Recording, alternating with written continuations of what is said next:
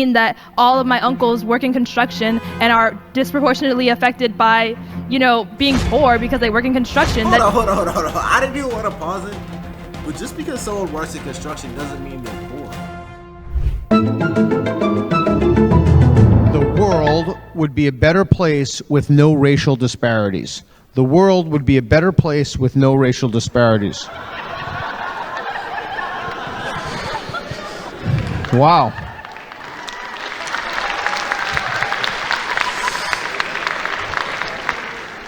So pick someone there and have them steel man it, or yourself. We'll send him. Okay. Your job is to strongly disagree, present the best argument you can as a debater and incubate debate for why the world would not be a better place with no racial disparities. Okay. All right, let's do it. Okay, so I would say, if I were to do this, which I don't, I would say that racial disparities should still exist because it would result in the preservation of diverse and unique cultures. Within So if you guys don't know what's going on, these guys will be having a talk show, or not a talk show, a game show discussing divisive DEI policies, and there's a whole lot of students here. If you guys don't know me, my name is JOJO. I'm currently a student studying electronics engineering, getting a master's degree in electronics engineering. I already have a bachelor's degree in optical electronics engineering. So I know a little bit about colleges, a little bit about engineering, but I've been learning more about affirmative action and DEI. So let's not waste any more time and get right into it. human nature, different cultures exist, and racial disparities, culture is a part of that. Therefore, between races, in which many cultures may identify with their race, we can preserve that because that can be defined as a racial disparity.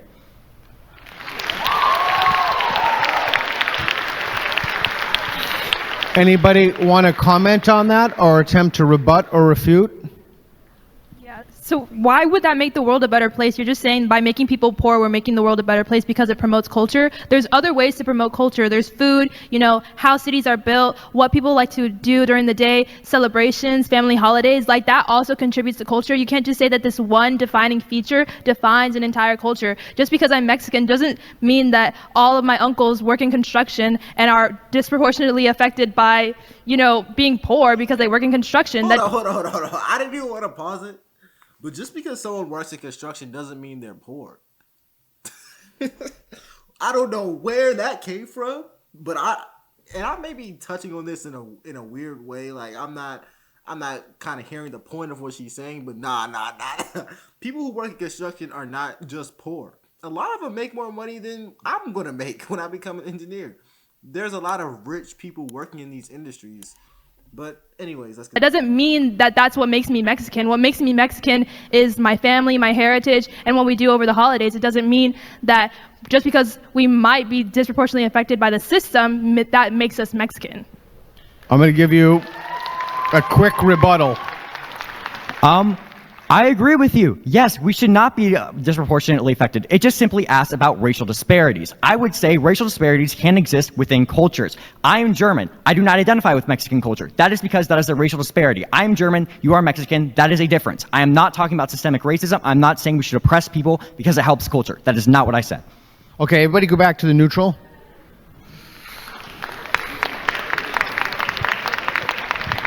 Next claim. A purely meritocratic society will inevitably produce disparities. Look at me. A purely meritocratic society will inevitably produce disparities. Wow. All right. Okay. Erase and write your best reason for believing that. The best reason Marley probably has is to say that in a purely meritocratic society, it'll be based entirely on merit and not on race. Thus, there will be no racial disparities because everything will be based on merit and not on race. Is that your reason? She is quite accurate, yeah. Really? All right, turn it around and show her and read it if you don't mind. Meritocracy does not include disparities, racial disparities in system. CLT states something that basically means if we have enough people, central limit theorem states we will have a normal distribution, i.e. no disparity between different racial and ethnic groups. In a single sentence, what is CLT? central limit theorem, with a very large amount of people in a population, there will be similarities between groups and their distribution. So I think in order to answer this question, you first need to define disparity. So I looked up the definition of what disparity is. Disparity is a difference in level of or treatment, especially one that is seen unfair. So the question, if you guys don't remember, is in a perfect meritocracy, will there be disparity? That was the heart of the question. And no, there will not necessarily be unfair treatment in a perfect meritocracy. However, there will be disparity in the reference of every single job or every single place will not have a perfect mixture of race. And the reason that is because every race doesn't pick the same jobs at the same level. And I'm speaking on my job personally. I believe that there are only 4% of engineers who are black, although in America, 13% of people are black. And it's not because engineering is racist or anything. It's because we don't go into this field at the same degree as white Americans or Asian Americans do. So that's a disparity without the unfair part. And I think in a perfect meritocracy, it would kind of be the same thing because different races or different cultures, I will say, choose different careers or different paths at different levels. Doesn't mean that it's unfair. That's just reality. Okay, guess her best reason for believing that. I would say that she agrees that a meritocratic society would produce disparities because she would say that it's just kind of up to chance. Is that your best reason? Slightly, I would say that in a purely meritocratic. Wait, yes or no? No. What is your best reason for standing on the strongly agree? My best reason is that people are inherently racist, thus they're going to have their own inherent biases. So he is kind of right that it is up to chance, but I'm saying that it's up to human nature more like that there are going to be racial disparities. Okay. Did you understand their arguments? Yes. Did you understand their arguments? Yes. Did anything that she said persuade you to move one mat to the left?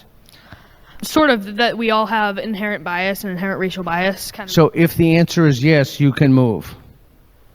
Is there anything she said that convinced you to move one mat to the left? Well, I already moved, so I guess so. You can move again if you want. It's a free state. Okay. And now I'm going to come back to you again. Is there anything that he said that can convince you to move back? That a little bit, that in an equal society, everybody would start off on the same footing and everyone would be on kind of the same footing with merit. And so we wouldn't have as much discrimination and people would kind of be, there'd be more equality. Is that a sufficient reason to justify you moving to slightly agree? I don't think so. I think personal bias is too big of a reason. Okay. Is there anything that he said that convinced you to move one mat to the right to slightly disagree? No. Okay, put down your boards and everybody go back to the neutral. Systemic racism requires discriminatory laws. Systemic racism requires discriminatory laws. Racial quotas for college admissions is immoral. Move.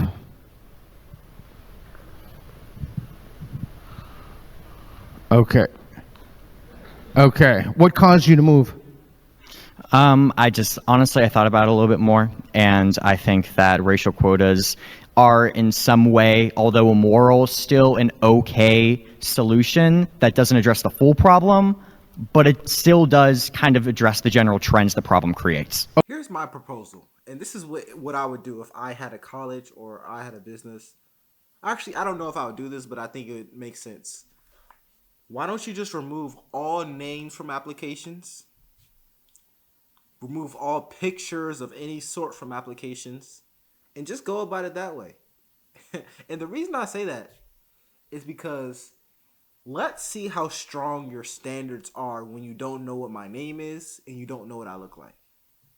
The reason I would do that is because I feel as though this would solve a lot of problems. If your standards for your job don't require race, or they aren't racially related, you don't believe that some people get chosen over race, all these things, just remove it. Like, corporations can do that. They can say, don't submit a resume with your name on it. Don't tell us what you look like. Just go Go all about it like that. When you interview them, make them stand behind a door or something. I don't know. Don't know what they look like until they're hired. Then let's see what the results are. Because all this conversation about, oh, there should be racial quotas, they should be all these things. I'm like, I don't know if this is helping. I think it's causing a lot of issues in society more than it's benefiting. But Okay, everybody go back to the neutral, please. Humans are born with basically a blank slate. Move. Yeah.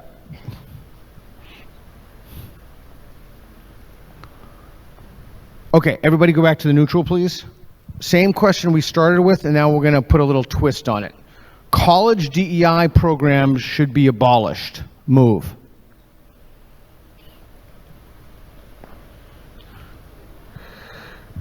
Weren't you over there before? No, it's good, it's good, it's good. So you moved. What caused you to move to strongly disagree?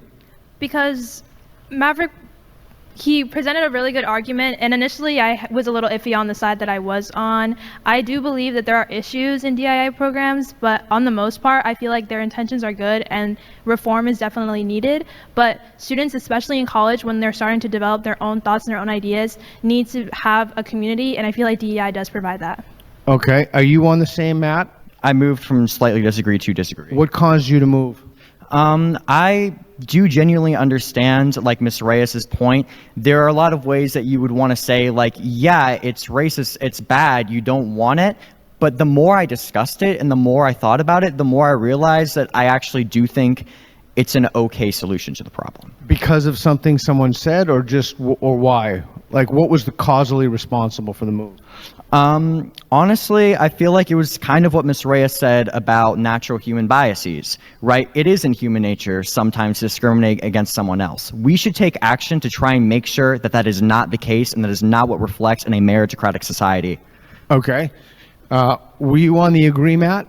I was on the strongly agree, Matt. So you moved to the agree. Why? Because I understand DEI programs were intended for good and are intended for good, and I think that a lot of them involve overcoming adversity among minorities, and I think that's an important thing for colleges to consider in admission. Okay, and were you on the strongly agree, Matt? Yeah.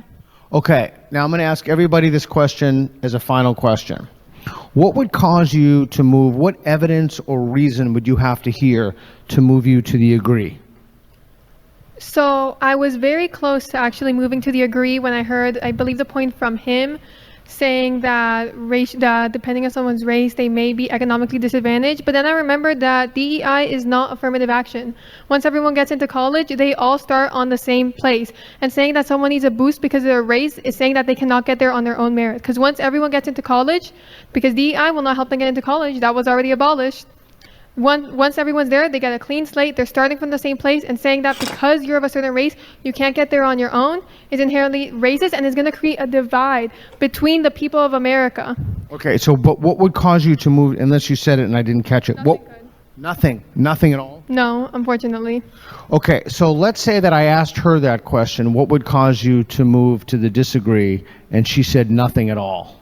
What would you... So guys, I looked it up, and here's my problem with this whole DEI and college thing, because I'm a college student, although I'm a grad student, so I'm not undergrad. I looked it up, there are over 6,000 colleges in America. And the reason why that's important is because, how do I say this? Why does it matter? That's where I'm getting at. Why does it matter? If you can't get into one college, there are over 6,000 other colleges. All I'm saying is there are enough colleges for everyone without any DEI policies. I'm not saying necessarily get rid of them, but I'm just saying that this whole debate about it, I mean, if they do get rid of them, which I think Donald Trump did get rid of them. I don't know all the legal things behind it, but I mean, there are 6,000 colleges. If you're a good student, you're going to get into college. You're going to get into a college that supports your major. Like, let's be honest. Here's what you have to do. Be the best student that you can be and you will get into a college. You will get into the college that you want. I'm not the college that you want necessarily, but you'll get into a college. It's really that simple for me. So this whole debate about it, oh, they're getting rid of it. It always confused me why people cared so much, specifically regarding getting into a college, because there are thousands of colleges, literally thousands of colleges that you can get into if you're a great student. But let's continue. Say to her. I would say that we need to look at the facts. We need to distinguish from affirmative action and DEI and see if it's really if we are really a just society if we let DEI continue in college campuses.